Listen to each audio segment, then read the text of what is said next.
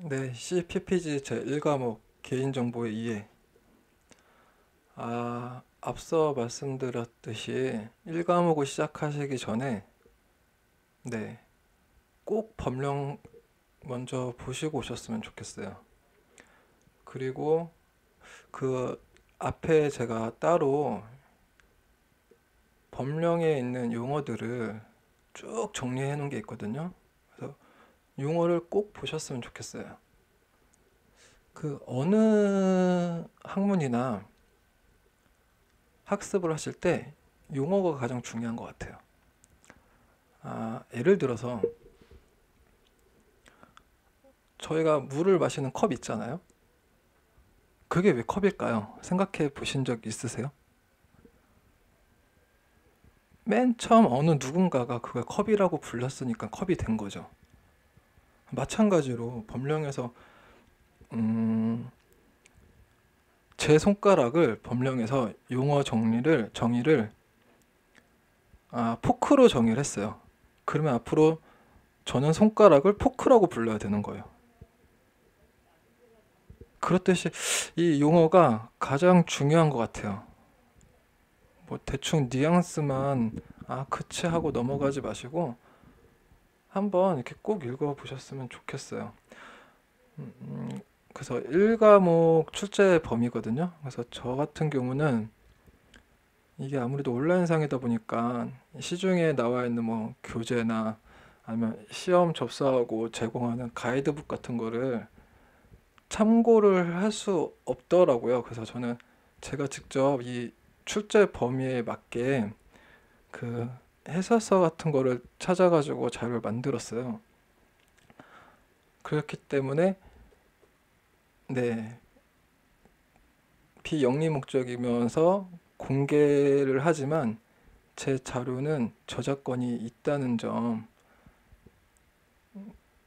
네, 그리고 그래서 이 목차도 이 출제 범위대로 그대로 한번 이렇게 정리를 해봤거든요. 목차도 순서.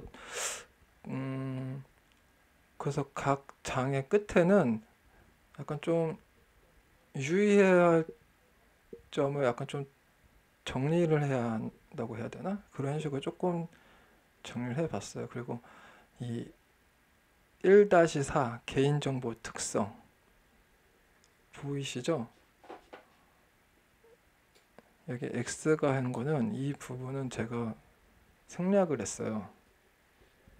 뭐 딱히 어떻게 뭐 제가 이렇게 설명을 못할 것 같아가지고 저 부분은 아예 삭제를 했습니다. 네, 뭐 저 부분이 크게 뭐 큰 차이는 없을 거라고 생각이 돼요. 그럼 먼저 네, 그 1과목 제가 앞서 말씀드렸듯이 1과목은 10문제가 출제가 돼요. 그렇기 때문에 어떤 분들의 목표는 꽈락을 면하는 거겠지만 조금만 더 법령을 보셨던 분이라면 1과목에서 평균 점수를 올려야겠다고 생각을 하셔야 될 거예요. 뭐 사실 난이도가 그렇게 어렵진 않아요, 1과목은. 그래서 1과목에서 약간 저희가 포커스로 학습을 해야 될 범위를 이렇게 약간 좀 정리를 해봤어요. 네, 그래서 먼저 1과목에서 가장 중요한 개인정보의 정의. 제가 앞서 이 1과목을 학습하시기 전에 용어를 먼저 학습을 하시라고 말씀드렸잖아요. 뭐든지 정의가 가장 중요한 것 같아요. 네, 그래서 이렇게 쭉 보시면 이번 1과목에서 저희가 가장 요거 위주로 학습을 하면은 평균 한 70점, 80점? 네, 한두 문제는 틀리고 패스를 하겠다가 목적으로 할 수 있을 거라고 생각이 들어요. 요 보시면은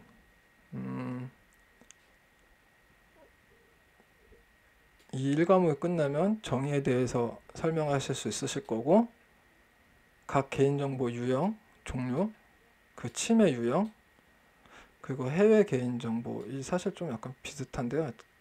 이 유럽하고 미국하고 차이점.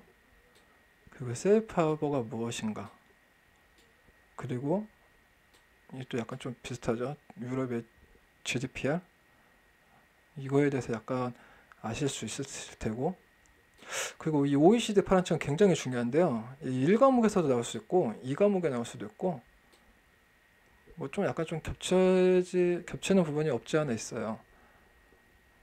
그래서 이 부분에 대해서 충분히 학습할 수 있도록 이 커리큘럼을 준비를 해봤습니다. 그러면은 이제 1장 개인정보 개요죠.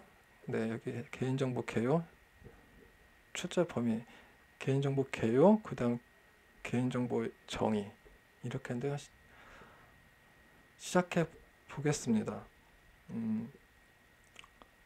먼저 이 개인정보 보호법은 이제 탄생한 배경을 일단 아셔야겠죠. 이 개인정보 보호법이 탄생되기 전에는, 기존에는 이제 각 개별법, 특별법이라고 해야 되죠. 이제 망법, 신용정보법, 그 안에 있는 개인정보 보호밖에 없었어요. 그러니까 뭐 어느 사업자가 예를 들어서 망법에 적용이 안 되는 사업자예요. 근데 개인정보 보호법 위반인데 처벌을 받을 수가 없는 거죠. 그런 사각지대가 있던 거였어요. 그래서 개인정보 보호법이 탄생이 된 거죠. 이 부분을 제가 먼저 설명을 드렸었는데, 법을 보실 때 제가 말씀드린 3단 비교로 보시기 바라고요. 법령, 시행령, 시행규칙, 그렇게 3단으로 보시기 바라고요. 법에 대한 구성을 아시나요? 제일 먼저 자, 가장 크게 법령, 시행령, 시행규칙 이렇게 있잖아요. 이 법령은 황금 배지 다신 분들, 여의도에서 전쟁 나면은 지붕 열려가지고 마징가제트 나오는 거 아시죠? 그 건물에 계신 분들이 만드시고, 시행령은 대통령이 만드신, 사실 대통령이 만들진 않죠. 그 권한이죠. 네, 대통령 권한이 있는 거고, 시행규칙은 총리. 네. 이게 마우스로 글씨 쓰다 보니까 글씨가 이쁘게 안 써져요. 그다음 이제 그 밑에 지침, 고시. 이제는 이제 각 행정기관들, 이제 실제 이제 업무에 있는 공무원분들이 이제 있는 거라서 이 법령이 좀 약간 좀 두리뭉실해요. 근데 그냥 큰 틀로 만들어져 있는 거고, 그 다음 시행령, 대통령령은, 시행령은 대통령령이죠. 그 법령보다 조금 더 세분화된 거. 시행규칙은 더 세분화된 거. 이제 표준지침 고시는 아무래도 실제 업무에 관한 거기 때문에 더 세부적으로 되어 있는 거죠. 이런 식으로 법이 구성이 되어 있고, 뭐 이제 예를 들어서 뭐 1장 몇 호, 장을 먼저 들어가야 되냐. 네, 1장, 2장 이런 식으로 되었죠. 그 다음 호가 되겠죠. 글씨가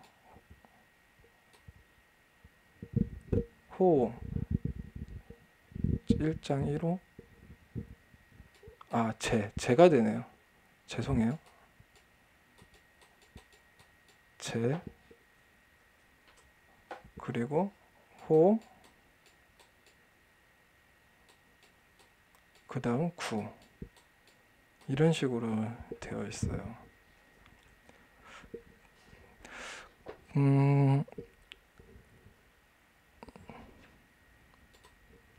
그래서 이 개인정보보호법의 범위를 보시면은, 앞서 말씀드렸듯이 사각지대가 있었다고 했잖아요. 이제 뭐 망법이나 신용법은, 왜냐면 거기에 해당되는 분들만 해당되는 분들이래. 이게 좀 긴장을 하다 보니까 거기에 해당되는 사업장만 되기 때문에 그 법은 특별법이에요. 다 개별법들은 훨씬 더 세죠. 그 망법이 개부법은 일반법이에요. 대신 사각지대 없이 전부 다 포함이 되는 거예요. 모든 거에. 그래서 어떻게 보면은 적용 대상이 개인정보보호법 적용 대상은 정보 처리자 그리고 정보 주체 그 사이에 이루어지는 범위예요. 한번 이거를 보시면은 여기 정보 주체, 정보 처리자 이렇게 제가 정리를 했는데요. 모든 법에 다 적용이 되는 거기 때문에 그래서 이 특별법 우선으로 적용이 된다는 거는 개인정보보호법은 전부 다 적용이 돼요. 근데 중복돼서 적용되는 사업장이 있을 거 아니에요. 그런 사업장들은 뭐 망법에 해당되면은 망법이 우선이라는 거죠. 망법이 특별법이니까 개별법이니까. 네, 그렇다는 거. 그래서 이 개인정보보호법이 어떻게 좀 레벨로 따지자면 망법보다 밑에 있는 레벨이다. 좀 낮은 범위라고 생각을 하시는 게 약간 좀 쉬울 거예요. 대신 범위는 광범위예요. 네.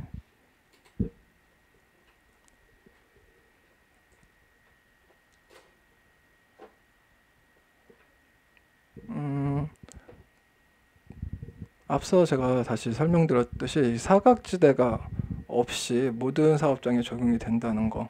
그래서 한번 실질적으로 좀 상상해 보세요. 한번 생각해 보세요. 그러면은 어떻게 저희가 생각할 수 있을까요?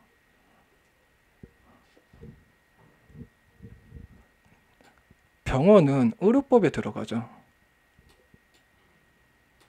그리고 인터넷 데이터 센터는 정보통신 기반 보호법이라는 게 있어요. 이 망법 말고 또 따로 있어요.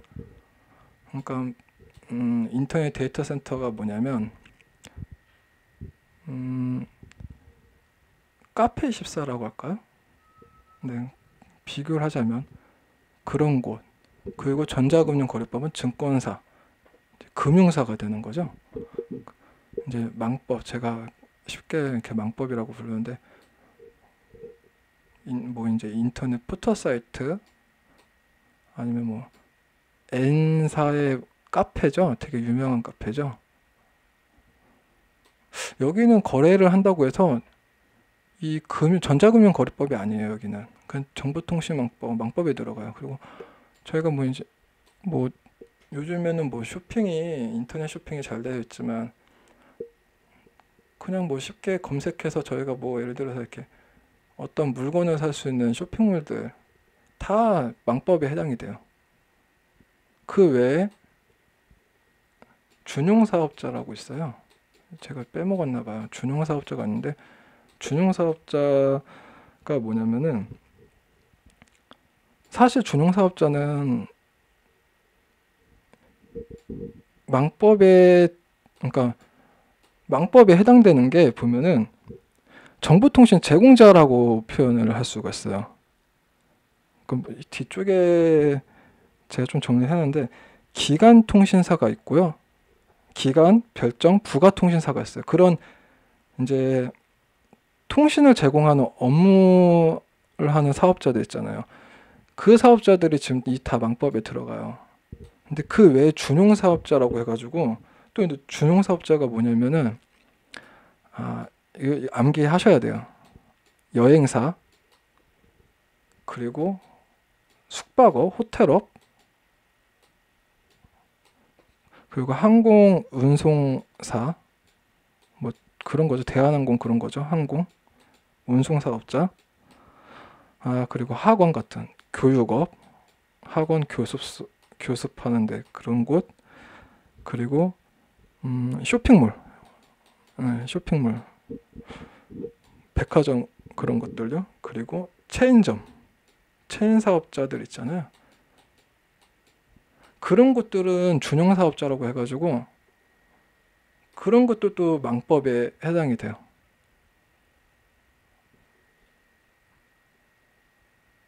네, 그리고 그럼 개인정보법은 이 외에 있는 사업자들은 다 해당이 되는 거예요. 아, 이 호텔 준용 사업자인데, 아, 이거는 호텔은 잘못된 것 같고요. 이 사이버 대학, 이거 좀 유의하셔야 될 게, 이 방송통신대학은 저 여기 가로로 설명을 해드렸는데 교육기관이에요. 그래서 이 온라인 이 정보통신 이거를 이용해서 서비스를 한다고 하더라도 교육기관이라서 개보법에 적용을 받아요. 뭐 당연히 동사무소, 학원. 이게 아마 호텔하고 학원 준용사업자가 들어간 이유가 방송통신위원회에서 이 망법을 관리하고 개보법은 행정안전부에서 관리하거든요. 준용사업자 관리를 행안부에서 해요. 또 행정안전부가 개보법을 또 관리를 하죠. 그래서 여기 들어간 것 같아요. 네. 그래서 개인정보보호법령의 범위는 이렇게 보시면 되실 거예요.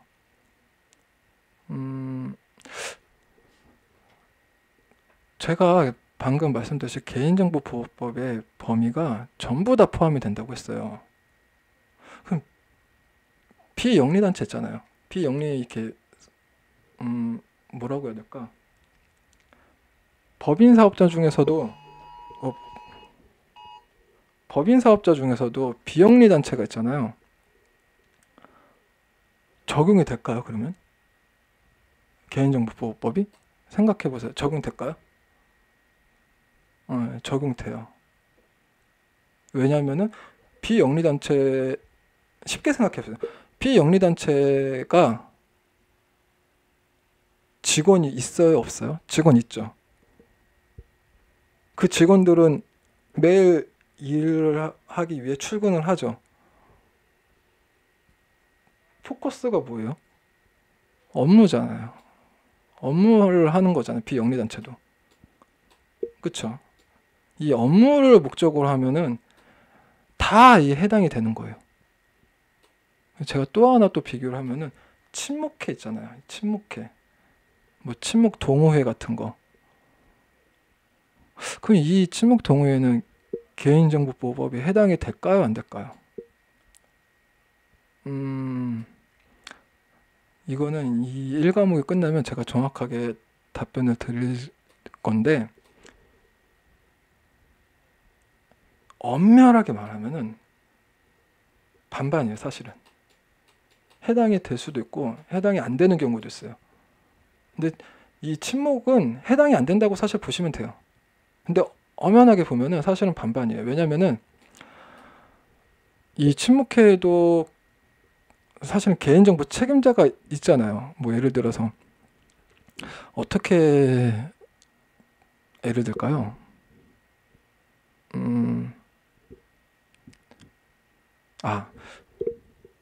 저희 어머니를 약간 좀 빌려야겠네요. 저희 어머니 같은 경우 이렇게 천주교 신자신데 성당에서 이렇게 뭐 구역 반장 같은 걸 하세요. 그러면은 그 모임 있잖아요.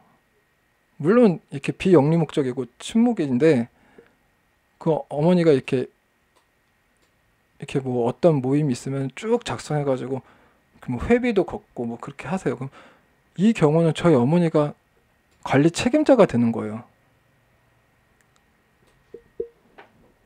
그 개인정보 책임자가 처리자죠. 책임자가 아니라 처리자는 개인정보보호법에서 뭐 예를 들어서 위반이 됐을 경우, 개인정보보호법 위반이 됐을 경우 처벌을 받는 조항이 제외가 되는 경우가 있고 처벌을 받을 수 있는 경우가 있어요. 그렇기 때문에 제가 반반이라고 설명을 드린 건데, 엄밀히 말하면 친목단체는 사실은 개보법의 범주에 안 들어가요. 근데 좀 더 세부적으로 구체적으로 굳이 따지고 들어가면은 뭐 처벌이 받는 제외가 되는 예외적인 상황이 있고 처벌을 안 받는 경우가 있고 그렇기 때문에 이렇게 반반이라고 제가 말씀을 드립니다. 이 범위를 네. 네, 여기 제가 그대로 설명을 했네요. 네, 그래서 정보 책임 처리자가 이 75조 1항 그리고 뭐 이 사망 치료 8호 이런 벌칙을 이걸 제외한 벌칙은 적용을 받아요. 그래서 반반이라는 거죠. 근데 뭐 이렇게 뭐 구체적으로 이렇게 뭐 따지실 필요 없이 그냥 뉘앙스로 이 친목단체는 개인정보보호법에 해당이 안 된다. 그렇게 마시고 이 비영리단체는 적용이 된다는 거. 왜냐하면 뭐 예를 들어서 뭐 박근혜 재단, 막 그런 재단, 뭐 노무현 재단 그런 재단들 비영리 목적이죠. 근데 누군가 그 단체에서 일을 하는 분들이 계시죠. 업무를 위하죠. 그 재단들도 업무가 있죠.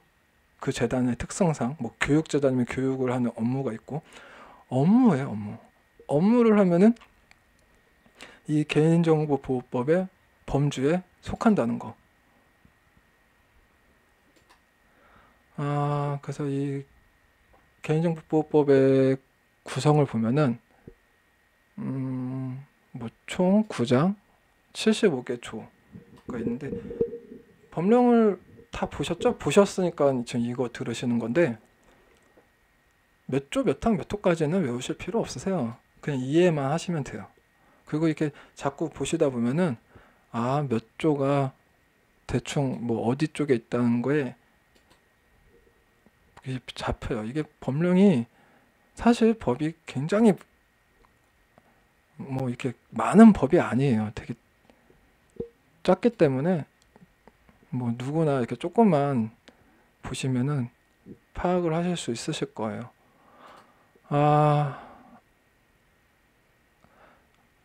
망법의 범위인데요. 이 다음은 이거 제가 앞에 설명을 드렸네요. 망법의 개인정보보호법의 대상은 모든 범주라고 했잖아요. 모든 사업자들. 그 모든 정보 처리 자랑, 정보 주체, 본인. 이 범주인데 이 망법은 이 전기통신 사업자예요. 전기통신 사업자 그리고 제가 아까 말씀드린 준용 사업자라는 게 있어요. 그 준용 사업자가 정보통신 망법에 들어가요. 그래서 이 전기통신 사업자의 종류가 또 있는데 이 종류에는 기간통신 사업자, 별정통신 사업자, 부가통신 사업자가 있어요. 이게 무슨 말이냐면은 그냥 뭐 너무 어렵게 뭐 다른 교재를 보시는 분들도 많으실 텐데 그냥 A 통신사 있잖아요. 누구나 다 아는. 네. 이런 통신사가 기간이라는 거. 그 별정 통신사는 이런 통신사들이 구축을 하잖아요. 광 케이블 같은 걸로 이렇게 구축을 하잖아요. 유리섬유로 된. 구축을 하는 걸 이 별정 통신사들은 뭐 일정 계약을 해갖고 일정 기간 동안 일정 비용을 임대를 해요. 그 뭐 알뜰 통신사 같은 경우. 네, 이런 경우가 이런 곳에다 많이 임대를 하잖아요. 임대해서 또 쓰잖아요. 이런 사업자가 별정통신 사업자고 부가통신 사업자는 다예요, 다. 그냥 뭐라고 말해야 될까? 뭐 11번가 G마켓 그건 당연한 거고 그렇게 보지 마시고 어떤 판매자가 온라인에서 물건을 팔려면은 신고를 해야 되잖아요. 구청에 신고를 해요. 그래서 뭐 온라인으로 뭐 예를 들어서 뭐 반지를 파는 사업자가 있어요. 그 먼저 이 통신 신고를 해야 되죠. 그럼 그 사업자들이 뭐 N사나 뭐 11번가나 지마켓이나 그런 데다 이제 신고를 해야 되나? 신고를 하는 건가요? 그 사업자들이? 그렇게 해가지고 그 안에서 그 내부에서 이렇게 팔잖아요. 네. 다예요, 다. 그래서 뭐 요즘에 뭐 저희가 인터넷 많이 이용하니까 인터넷에 있는 사업자들은 다 부가통신 사업자에 들어가는 범주로 생각을 하시면 돼요. 아, 그리고 여기 또 제가 이렇게 또 있는데 종교단체, 자선단체는 해당되지가 않아요. 이게 무슨 말이냐면 쉬워요. 우리나라는 종교단체는 세금 안 내잖아요. 네, 그렇게 생각하시면 돼요. 그래서 이 망법에 해당이 안 돼요. 준용사업자에 대해서 제가 여기 또 이렇게 적었네요. 한번 읽어볼게요. 통신사업자의 개인정보 보호 의무를 따르도록 되어 있는 사업자로서 여행업, 호텔업, 항공운송사업, 학원, 교습소, 휴양 콘도미니엄업, 네, 콘도 말하는 거죠. 할인점, 백화점, 쇼핑센터, 체인 사업, 네, 체인 사업자도 포함이에요. 는 뜻하면 뭐 2008년 기준으로 뭐 12만 개가 있다고 지금 기록이 되어 있어요. 이 행안부 제가 말씀드렸듯이 망법은 정보통신 방송위원회에서 관리를 하죠. 근데 이 준용사업자는 행정안전부에서 관할을 해요. 또 개인정보보호법도 행정안전부에서 관할하고요. 근데 어쨌든 이 대상은 관할은 행안부에서 하지만 적용은 망법에 적용을 받는다는 거 이거 꼭 유념하시고 이 준용사업자가 뭔지 구별을 하실 수 있어야 돼요. 네, 어렵지 않죠. 그 여행사, 호텔, 항공운송사, 그리고 뭐 쇼핑센터, 체인점 이렇게 몇 번 보시면 금방 이건 암기할 가치도 없어요. 그냥 아시게 될 거예요. 그 다음 개인정보 보호 조치의 기준은 사업자가 개인정보 보호를 위해 암호화 보안 프로그램을 설치, 기술적 분야와 내부 관리 계획 수립, 책임자 지정 등 관리적 분야를 포함하여 총 10개 항목 구성되어 있다. 망법에는 이렇게 구성이 되어 있고요. 개보법에도 구성이 되어 있어요. 네. 똑같이 당연히 구성되어 있어요. 근데 이 망법이랑 약간 좀 이렇게 항목이 좀 달라요. 이거는 나중에 4과목에서 좀 더 구체적으로 보도록 하겠습니다. 그래서 이 개보법하고 망법하고 비교를 하셔야 돼요. 뭐 몇몇 개 뭐 앞으로 이제 뭐 1과목, 2과목, 3과목, 4과목 쭉 가면 갈수록 점점 비교하실 게 더 많아지실 건데 일단 가장 기본적인 건 구별을 하셔야 돼요.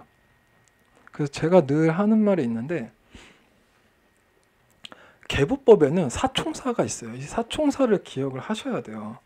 이 사총사가 뭐냐면 지금 일시정지 하시고 법령을 보세요. 이거 법령 많이 보신 분은 아실 거예요. 이 개보법을 보시면은 뭐 몇 조 몇 항 뭐 이렇게 있잖아요. 맨 앞에 이 항은 항상 그 법령장에 그 법령에 주어가 있어요. 뭐 1항 뭐 1항은 뭐 무슨 그 주어가 있고 이 사총사는 꼭 있어요. 자, 만약에 1번 수집 이용 항목, 2번 수집 이용 목적, 이용 항목, 3번 이용 기간, 4번 동의 거부. 그래서 제가 이거 사총사라고 부르는데 이거는 개보법에 항상 있어요. 그래서 이 동사무소 직원에 내잖아요. 그래서 이 수기 문서도 포함이에요, 포함.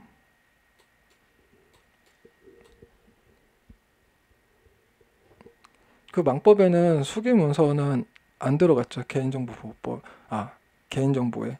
근데 이 개보법에는 그래서 이 수기 문서도 포함이 되어 있다는 거. 그 사총사는 뭐 그냥 법령 많이 보시면은 자동 알게 되실 거예요. 이게 항상 따라가요. 이거는 항상 있어요. 그러니까 이 사총사 꼭 유념하시고. 그래서 본격적으로 개인정보란 무엇인지 이제 정확히 구별을 이제 하실 줄 아셔야 되는데, 이 앞서 지금 개보법이랑 망법에 대해 이 개인정보의 범위를 지금 봤잖아요. 그러면 이 개인정보가 정확하게 무엇인지. 그래서 제가 이렇게 한번 쭉 읽어볼게요. 개인정보의 내용은 형태, 내용 등 특별한 제한이 없는 모든 정보가 해당이 된다. 그리고 객관적 사실 정보, 그리고 주관적 정보. 이게 개인정보. 이게 굉장히 지금 어려운 말인데, 제가 다 읽어볼게요. 일단은 앞서 지금 제가 방금 말씀드렸듯이 수기로 된 문서도 개인정보 해당. 그리고 개인정보는 생존하는 자. 따라서 이렇게 뭐 회사나 단체나 법인이 아닌 그 개인, 생존하는 개인. 근데 뭐 법인의 대표자 이름, 그리고 뭐 주소 같은 경우는 뭐 사업자 등록증이나 그런 걸로 쉽게 볼 수가 있잖아요. 그건 개인 정보가 아니에요. 왜냐면은 제가 말했듯이 이거는 그냥 업무상 필요한 공개잖아요. 네, 그렇기 때문에 이건 개인정보로 안 봐요. 그리고 지금 이 생존하는 개인이라고 있는데, 그럼 만약에 사망자는 개인정보일까요? 사망자는 개인정보가 아니에요. 그런데 연계될 수가 있어요. 그 가족들하고. 이 연계라는 게 굉장히 쉽게 결합. 이게 굉장히 중요한데, 결합이 된다면, 어떤 정보랑 결합이 된다면 그것도 개인 정보로 볼 수가 있어요. 그 결합 여부에 대해서는 이 뒤편에 제가 좀 더 자세하게 설명한 부분이 있을 거예요. 그때 다시 한번 보고요. 또 실종자. 지금 현행법으로 저희 국내에서는 실종자는 개인정보로, 그러니까 실종 기간이 일정 기간이 지나면 사망자로 처리를 하기 때문에 실종자도 개인정보가 아니에요.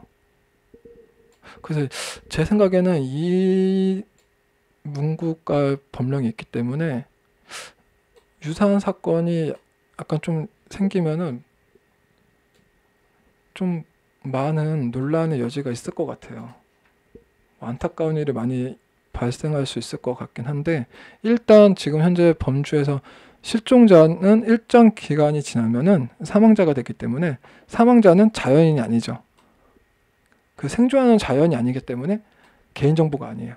그래서 개인정보의 포커스가 뭐냐면 1번 생존하는 자연인.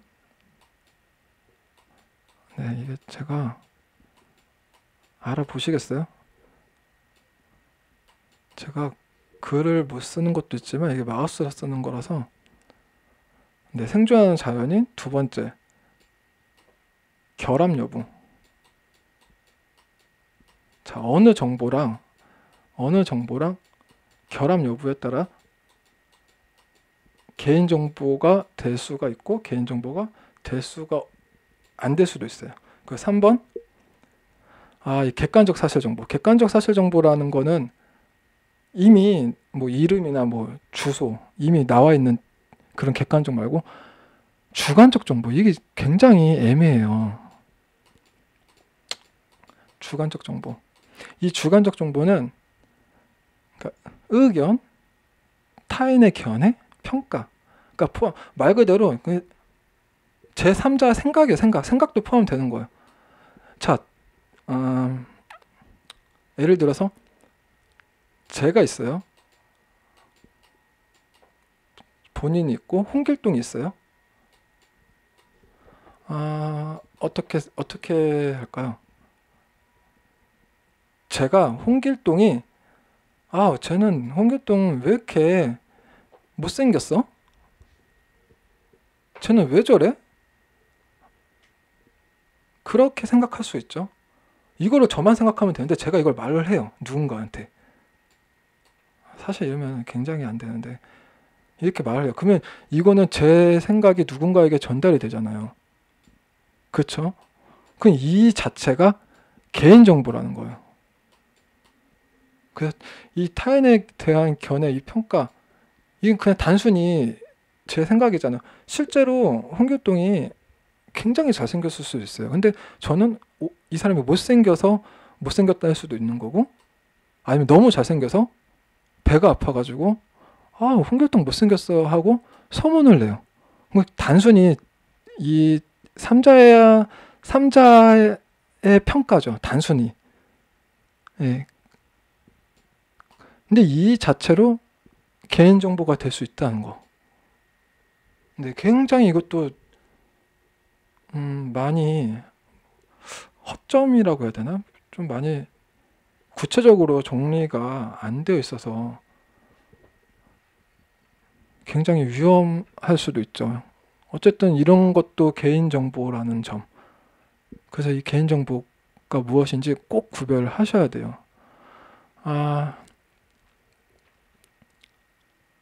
한번 읽어볼게요. 개인정보 정의를 제가 이렇게 정리를 했는데, 특정 정보들이 조합되어 개인을 식별할 수 있는 경우 이 획일적인 구분이 아니라 문맥적으로 이해될 때 이때만이다 이렇게 되어 있는데, 사실 방금 앞서 말씀드렸잖아요. 타인의 견해 평가도 포함이 된다고. 그래서 이거는 지금 이 해서서에는 이렇게 되어 있는데 맞다라고 볼 수도 없고 틀리다고 볼 수도 없어요. 그거 제가 잡소리는 지금 일단 안 할게요. 시간이 많지가 않기 때문에 그냥 일단 읽어볼게요. 시대적 상황, 기술 발전, 정보 보호의 형태 등에 따라 다양하게 해석이 가능하고, 이게 포커스네요. 시대적, 기술 발전. 지금 시대적이 70년대가 아니잖아요. 앞으로는 더 발전될 테고. 그 정보 보유, 이 형태 등에 따라 다양하게 해석이 가능하고, 그쵸? 네. 이러면은 이게 말이 되는 거죠. 특정 정보들의 조합에 의해 개인 식별의 문제는 때로 법률적 판단을 필요한다. 이 법이라는 게 그거 아시죠? 사실 법이라는 게 굉장히 명확하게 딱딱딱 되어 있지가 않아요. 약간 좀 모호한 면이 있어요. 이거는 개인정보보호법뿐만이 아니라 모든 법들이 그래요. 이게 법을 만드신 분들이 굉장히 똑똑하신 거예요. 시대가 변화하더라도 따라갈 수 있는 거죠. 그 범주를 굉장히 크게 두었기 때문에. 그렇기 때문에 여러분들이 그런 일은 있으면 안 되겠지만, 저는 좀 약간 극단적으로 비교하는 걸 좋아하거든요. 그래서 예를 들어서 무슨 사건이 났다, 아니면 뭐에 좀 약간 좀 심할 때가 있다. 그럴 때는 변호사를 비싼 변호사 쓰세요. 네, 그게 답이에요. 법은 약간 좀 둘이 뭉실해 갖고 해석이 상황마다 달라요. 그래서 보통 이렇게 판례를 많이 따지잖아요. 법령을 볼 때 전에 어떤 판례가 있었냐 없었냐. 그 판례가 굉장히 중요한 게 뭐냐, 어떤 판례가 한번 나오면은 그 판례가 계속 가거든요. 이번에 얼마 전에 일본 위안이 강제로 끌려가셨던 저희 조상님들한테 이렇게 판결하라고 대법원에서 판결했잖아요. 이게 어떻게 보면은 하나의 판례가 된 거예요. 네. 그래서 나중에 그런 일 있으시면 안 되겠지만, 무슨 사건이 나면은 우리나라의 큰 대표적 로펌들 많잖아. 김앤장, 네, 제가 뭐 거기랑 관계는 없는데 그런데 쓰세요. 네, 그게 답이죠, 사실은. 그래서 뭐 변호사 같은 경우는 어떤 변호사는 뭐 300만 원짜리 변호사, 어떤 변호사는 뭐 5천만 원, 1억 변호사. 뭐 그 변호사가 일을 잘해서 그럴까요? 일을 잘하는 걸 수도 있겠지만 인맥이죠. 변호사도 인맥이죠. 네, 뭐 검사장 출신. 네, 아무튼 제가 좀 잡소리는 그만하고 아무튼 그렇기 때문에 문맥적으로 이해될 때 다양하게 해석이 가능하고 법은 약간 좀 두리뭉실하다는 점. 이게 명확하게 뭐 수학처럼 딱딱딱 끊어지지 않는다는 점. 네, 그렇다는 거. 그냥 그렇구나 하고 그 안에서 그냥 개념만 잡으세요. 이런 뉘앙스구나. 어떤 뉘앙스구나. 그런 식으로 잡으시는 게 가장 이해하는 게 빠르실 거예요. 그리고 이거는 개인정보를 처리하는 데에서 처리를 하잖아요. 그에 대해서 제가 이렇게 약간 좀 또 번외적으로 이렇게 설명을 드리는 건데 제 특성이 그래요. 저는 약간 이렇게 뭔가 하다가 뭐 예를 들어 공공기관이다 그러면 연계된 거를 그냥 쭉쭉쭉 넘어가요. 지금 이 공공기관을 제가 설명을 드릴 필요가 없죠. 근데 그렇다는 거죠. 저는 이렇게 공공기관에 나오면은 공공기관의 정의는 뭐고 어떤 걸 공공기관이라 한다. 그러면 또 공공기관은 뭘 한다. 뭐 공공기관만 또 개보법에 들어가는 게 있고 뭐 네. 이 피아 이거 다 나중에 할 거고. 네, 이게 약간 좀 저의 특성인데 그래서 지금 잠깐 이 개인정보가 나왔으니까 말씀을 드렸는데 이 개인정보를 처리할 때 특히 이 공공기관만 해당되는 건데 공공기관의 경우는 제가 개보법은 그 행안부가 관리한다고 했잖아요. 그래서 행정자치부 장관한테 보고를 해야 돼요. 1년에 한 번 보고를 해야 되는데 이게 제가 좀 기억이 안 나는데 매년 3월이었나 6월이었나 정확하지 않아요. 네, 어쨌든 갑자기 저도 또 찾아보고 싶어지네. 네, 궁금해지는데 네, 매년 보고를 해야 되는데 이때 보고해야 될 항목들이에요. 이것도 꼭 암기를 하세요. 네, 꼭 암기를 하셔야 돼요. 개인정보보호법 32조가 두 개가 있어요. 32조 1항이 있고 2항이 있는데 1항을 보세요. 1항에 있어요. 그래서 그 보고해야 될 항목이 개인정보 파일 명칭, 파일 이름, 그리고 그 개인정보를 운영하는 근거랑 목적, 네, 목적 명확화 비슷하죠. 그리고 개인정보 파일에 기록되는 개인정보 항목이에요, 항목. 이거 이런 식으로 많이 나와요. 개인정보 파일에 기록되는 개인정보 항목. 자, 예를 들어서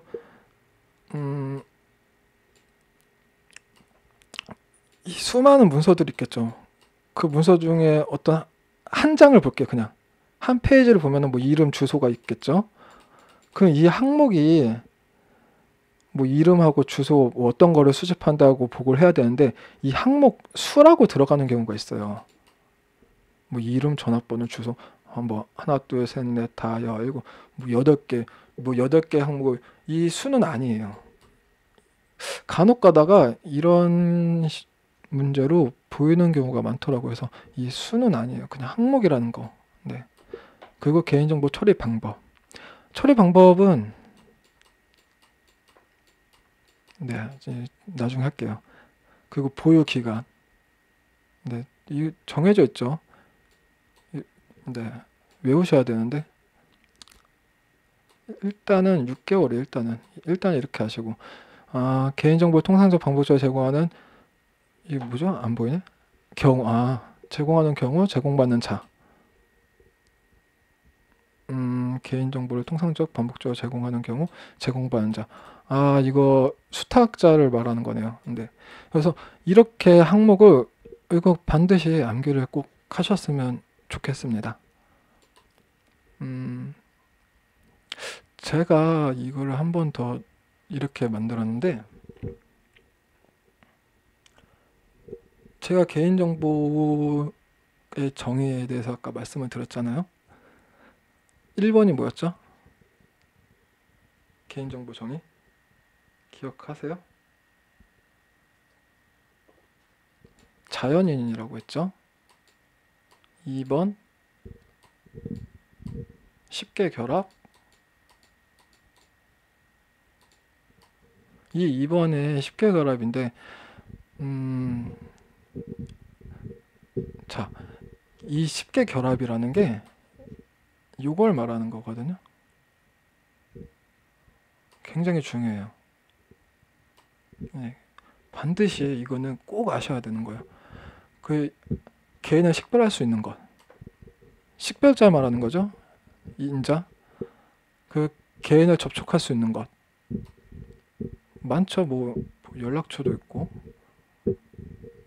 뭐 아니면은 IP 주소. 뭐 이따가, 네, 일단 IP 자체는 개인정보가 아니에요. 유동 IP를 많이 쓰죠. 일반에서는, 기업체 말고는. 그 IP 자체는 사실 개인정보가 아닌데, 뭐 예를 들자면은 결합이 가능하면은 결합해서 개인정보를 유추할 수가 있기 때문에, 그래서 접촉할 수 있는 거, 연락처 뭐 그런 거 말하는 거죠. 좀 극단적으로 제가 표현하니까 이렇게 IP까지 나온 거고, 그 개인의 위치를 접촉할 수 있는 거. 개인 위치 당연하죠. 제 위치를 알면은 안 되죠. 그렇죠. 뭐 예를 들어서 영화를 보면 뭐 킬러가 누구를 뭐 잡으려고 하는데 그 위치를 자기가 이렇게 알 수 있으면 안 되죠. 개인정보죠. 이름이 개인정보일까요? 아니에요. 제가 여기 답을 다 표시를 해놨죠.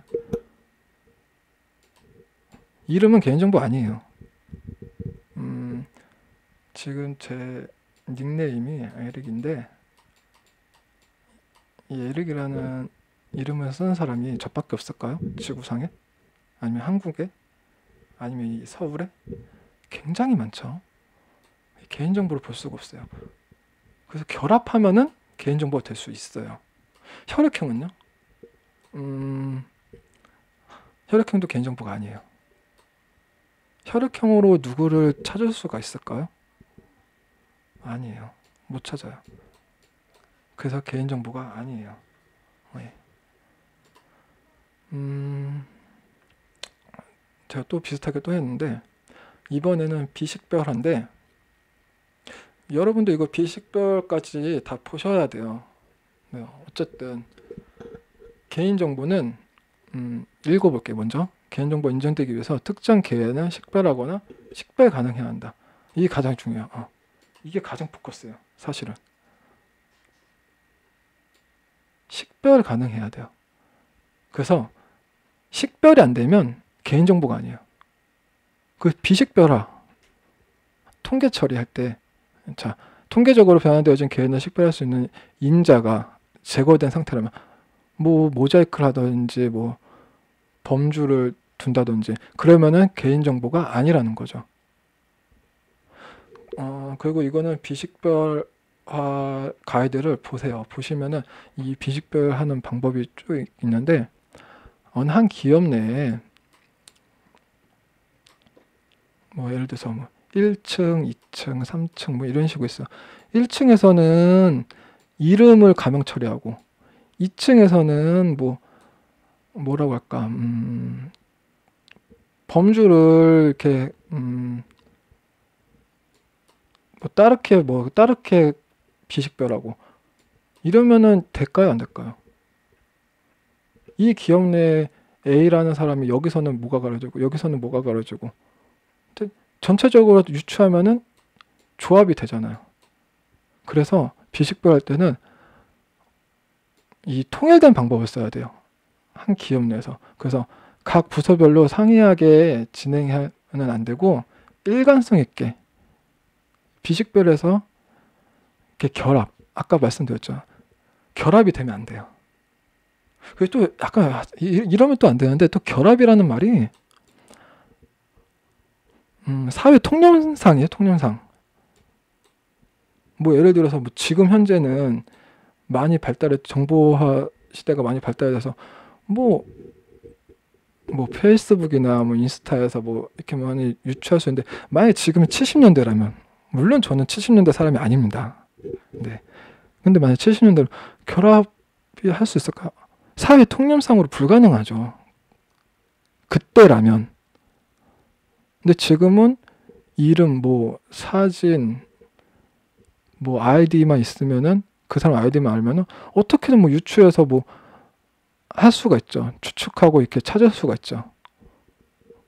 그래서 이 쉽게 결합할 수 있는 게, 약간 좀 유념을 하셔야 되는 게 사회 통념적으로, 통념상. 네.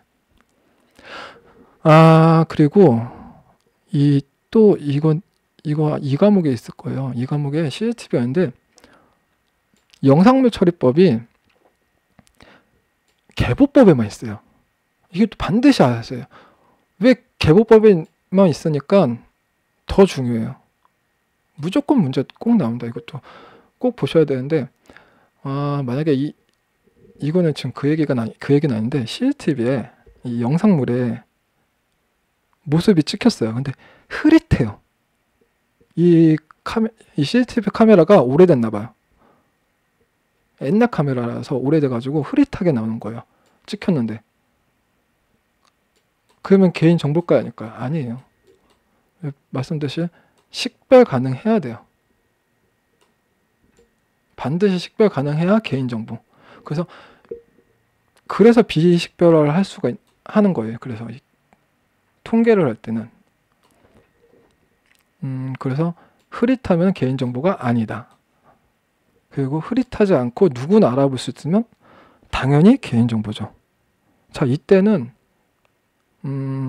또 극단적으로 예를 들어볼까? 어떤 사람이 중2병에 걸렸어요. 자기가 연예인인 줄 알아요. 착각하고 살아요.